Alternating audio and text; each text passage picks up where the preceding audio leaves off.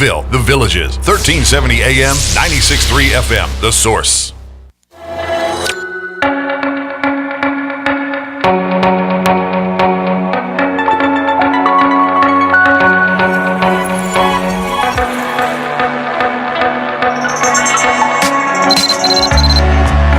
All right.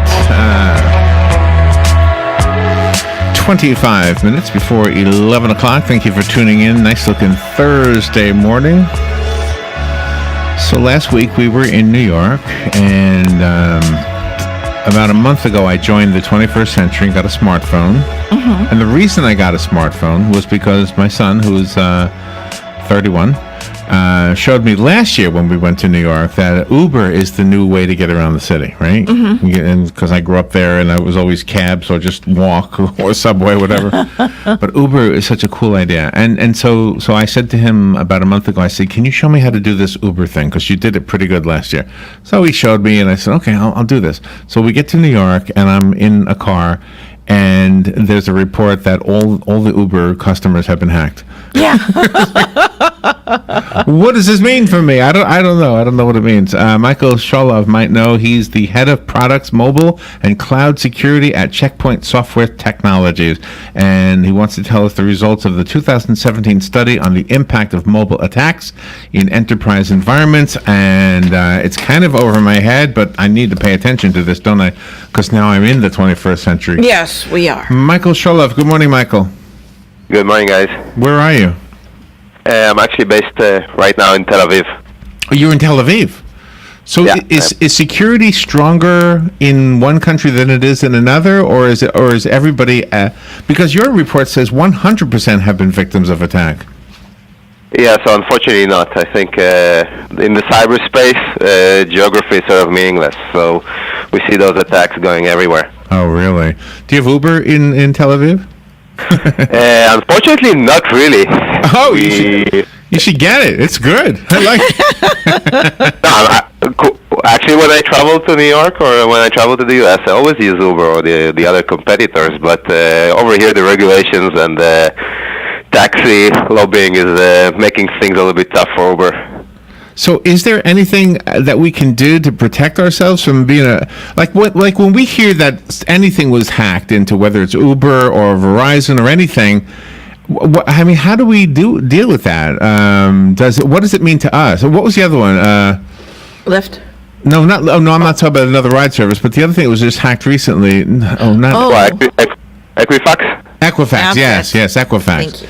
I mean, what does that mean to the average user? Well, I think, there are usually two types of hacks or compromises.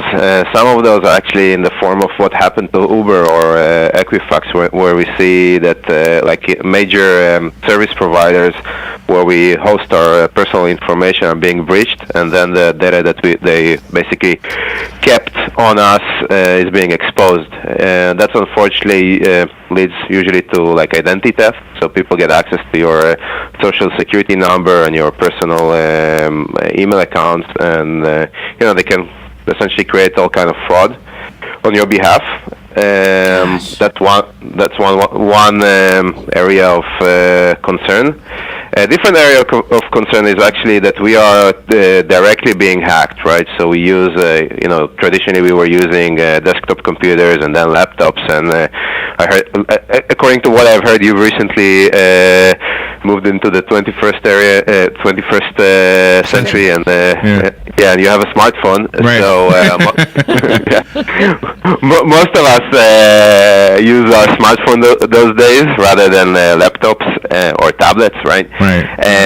And then those endpoints, those computing assets are being directly hacked. Hackers basically place malware on those phones or smartphones, and then essentially not only the pieces of information that we give to someone else are at risk, but actually everything that we do on those devices can be compromised, whether it's personal information or actually if you use like corporate email, we go to meetings, all that information can be hacked. Wow. I learned a new phrase from the report, smishing. Yeah, that's a funny term that was coined. I mean, do you sometimes get those text messages with suspicious links or from random people? Yes. Oh yeah, I do. So don't click the links. Don't click the links. Don't click the links. Now here's the weird thing. Like sometimes I'll get an email from Robin, my partner right here. And I know it's not her because she would never send me big booby ladies. So she would she wouldn't send me that. But it looks like it comes from her. Yeah, that's part of the issue with text messages, that the sender of the message that can be faked. So it's not very difficult. If I know Robin's number, I can definitely send you a text message that will look like it came from her. Oh wow! Oh, that's not good. Wow! Oh my gosh, that could get somebody like Matt Lauer in trouble. It is. So is there anything in the works that we can maybe attach, like what was the thing we used to use on our computers to supposedly protect us? The software programs that protect you. Antiviruses. Right. Yeah. Do we have that stuff for our phones? Yeah, we do. We do, but unfortunately, very few people are actually using them, right? And more so businesses. So you have antivirus software for phones. For example, we Checkpoint, we provide, we have like a consumer brand, and which is called Zone Alarm. So you can download. What do you have? Android or an iPhone? I have iPhone. Does that help? Does it matter? No, it doesn't matter. Actually, we serve both of those sectors. So we have a brand called Zone Alarm for consumers, and we have something that is more sophisticated for corporate customers, for enterprises, called Zone Alarm. Sandblast Mobile. But essentially, it's like an advanced antivirus that it's an application that sits on your phone, and when you download new apps, or actually when you get those SMS messages, text messages, right, it can either like check the app that you download, figure out that it's not an hacked app, or when you get a text message, it can actually check that the link is not trying to lure you to give your credentials on a fake website. Also, when you connect, for example, to Wi-Fi networks, when you go to Starbucks, it can check that it's like the real Starbucks network and not some Wi-Fi network that someone set up. Oh, really? Oh, I didn't know that. Yeah. Now, the whole story about Bitcoin, it's a different topic, I know, but one of the things they said in the news is that Bitcoin cannot be hacked.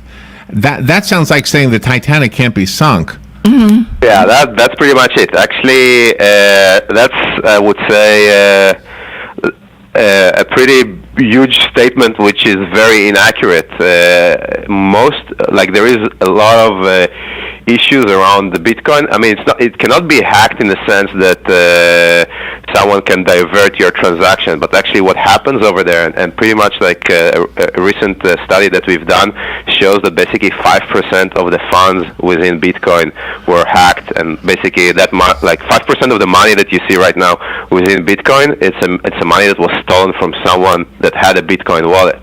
So, my gosh! Oh, really? Wow! God. And that's like, yeah. Think about it. 5% of the U.S. dollars in the world were, U.S. dollars that were stolen from someone. That's a big thing. That's huge. Big problem.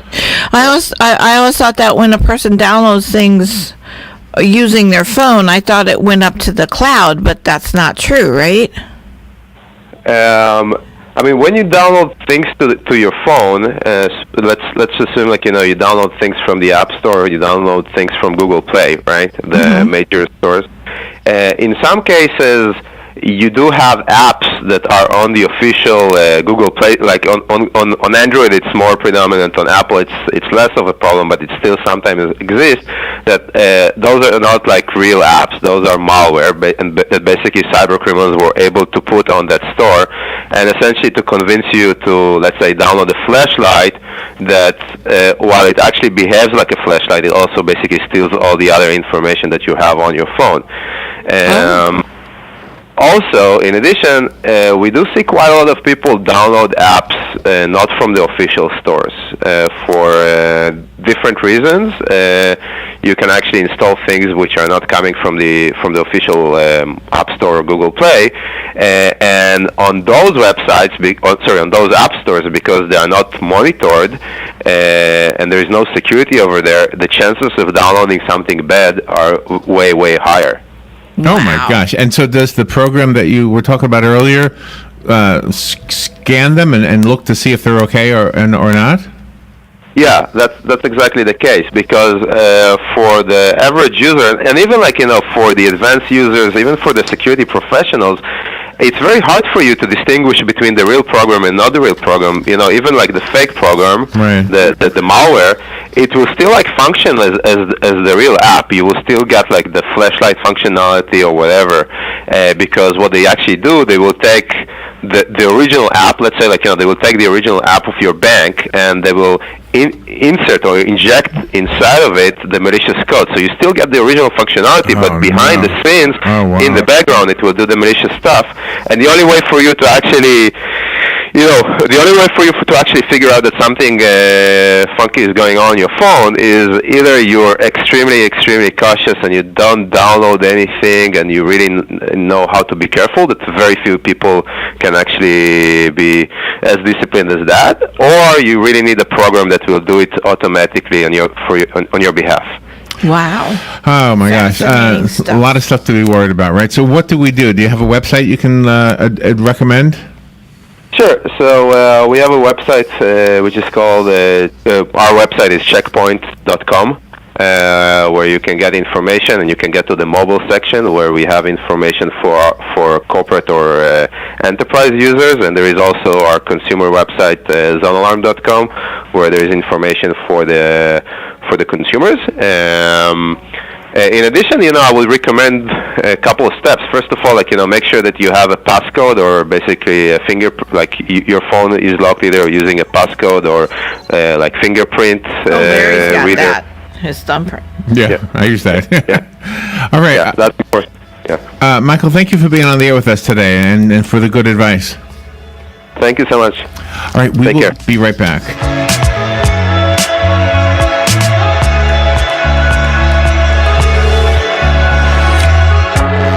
There are only a few things in life that you can be certain will always be around: death, taxes, the pursuit of happiness, and computers.